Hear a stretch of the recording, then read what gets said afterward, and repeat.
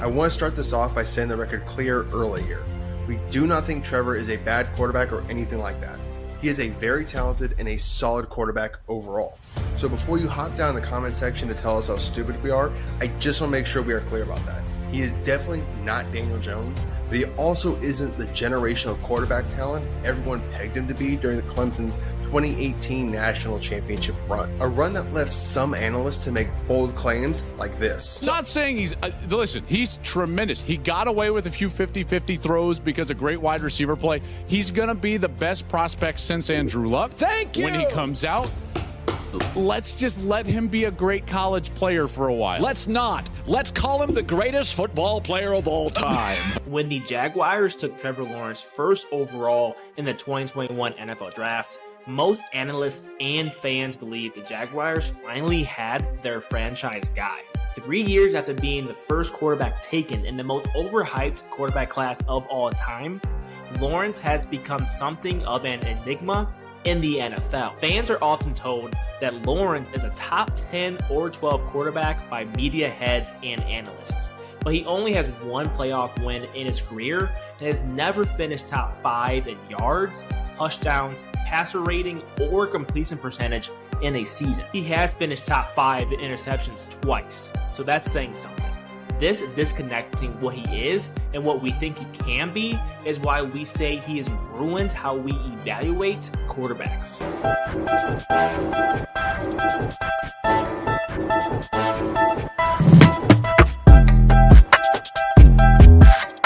So let's start with what we were told to think about Trevor Lawrence coming out of Clemson.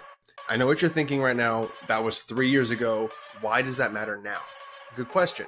It matters because that was our first impression of Lawrence. How he was portrayed to us then set the foundation for how we still view him today. It takes a long time for that first impression to wear off or be changed, especially when we had him being portrayed as this. But he's one of the most remarkable players I have ever seen. I think he will have a sensational pro career. He brought such I thought class to college football, such dignity. You know, one of those guys that we will remember back many, many years from now when he ascends into greatness in the NFL and go, why didn't he win the Heisman Trophy? And I'm sure Peyton Manning will second that notion. Being compared to Peyton Manning before you even step in an NFL facility is about as lofty of expectations as you can get. Even in the first clip we played from Joel Klatt, he was compared to Andrew Luck as a prospect. Comparisons can be great, but they don't necessarily tell you anything specific about a player. So the scouting report on Lawrence had him pegged as a tall, strong, big-arm quarterback with amazing arm talent who was able to do damage with his legs when plays broke down.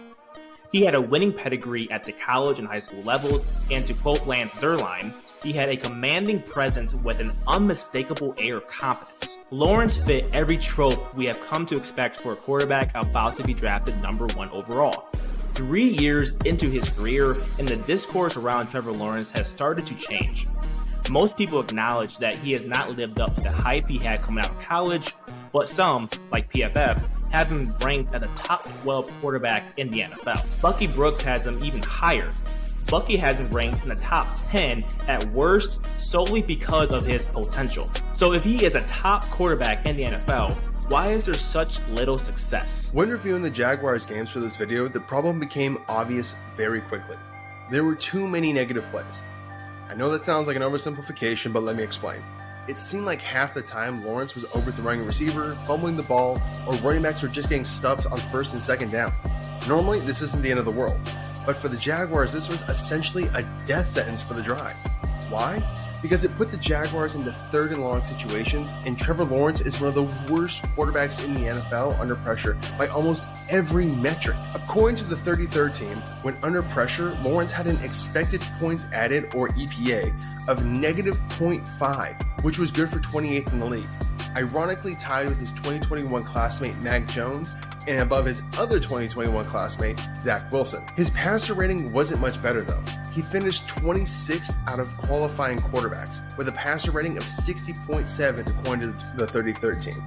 He also finished with the second highest turnover-worthy play percentage with 7.4%, right behind former Jaguars quarterback Gardner Minshew, and the third worst adjusted completion percentage. In almost every metric, Lawrence is near the bottom of the league when you put him under duress. So when the Jags do fall behind the chains, the drive is essentially dead before it even starts. That is, if Lawrence doesn't turn the ball over before the Jags can even get to third down. Trevor has 60 career turnovers in 50 career games. How does this all show that Lawrence is the poster child for our ruined quarterback grading system now? Trevor Lawrence epitomizes how our quarterback grading process is ruined because people judge him based on his potential rather than his production. Fans and analysts keep assuming that because he has great physical qualities, he will eventually become an elite quarterback. And Bucky's reasoning for having him in the top 8 of quarterbacks, his ranking was solely based on what Lawrence is capable of doing rather than what he had done so far.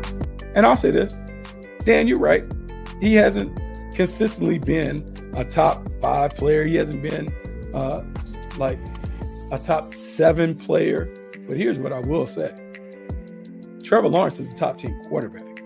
Whether we like the inconsistencies or not, he is a top 10 quarterback. If we're having this one-off, Brock Purdy and Trevor Lawrence has more arm talent. Trevor Lawrence has more athleticism.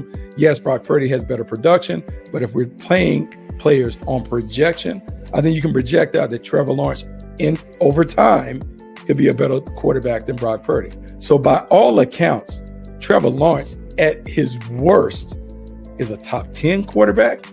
Judging a player based on their potential is great when evaluating how a player may translate to the NFL. He even still holds merit after a player's first season. But at some point, we need to throw out draft profiles and start judging a player based on production in the NFL. Lawrence isn't the only quarterback we do this with. You could also make the same argument about Justin Herbert and Jordan Love. They are all ranked based on what analysts think they can do versus what they have actually done. Again, I want to take a second here to reiterate that we think Lawrence, Herbert, and Love are all good players, and this video isn't intended to be a shot at them, but a reflection of the media's focus on fallacies rather than substance. This also happens to players inversely. Players like Brock Purdy and Jared Goff are constantly being overlooked because their physical talent is much lower due to lacking arm strength or athleticism.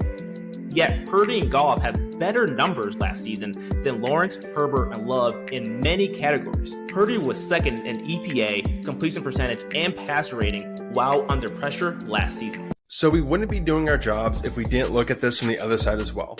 Lawrence was stuck with a bad head coach for his first season and played with one of the worst offensive lines in football last year. His wide receiving core has also not been one of the strongest units in the league. Lawrence was never able to get on the same page with Calvin Ridley, and Christian Kirk is a good receiver, but nowhere near a true number 1. Everything that could go wrong for Lawrence so far has. Trevor is one of the best deep ball throwers in the NFL, and Trent Baalke needs to do a better job of building the supporting cast around Trevor Lawrence. They have started that by adding a legit deep ball weapon in Brian Thomas Jr. in the draft and Gabriel Davis in free agency. But you can't run your franchise quarterback out season after season with little help and expect him to develop. There's always that chance that Trevor Lawrence could become a top 10 quarterback or even a top 5 one if he's ever able to reach his full potential, but he's unquestionably not one right now. It's not Lawrence's fault that media people are so obsessed with his traits. The narrative around him is simply a product of talking heads trying to dumb down complex sports discussions so they can have more catchy clips for commercials and social media. Instead of grading players on what they could do, we should judge them based on what they have or have not done. Trevor Lawrence is a solid player that had a lot of hype around him when he came out of Clemson because of his potential. So far though, he has not come close to living up to those expectations. Lawrence is not a finished product and should hopefully continue to develop the more reps he gets and the better his supporting cast becomes.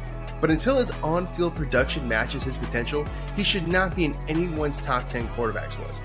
Especially not people who get paid millions of dollars to make these lists. Thank you so much for watching. Tell us down in the comment section if you think ranking Lawrence based on potential instead of production is the right way to go. If you like this video, you will surely like this one right here.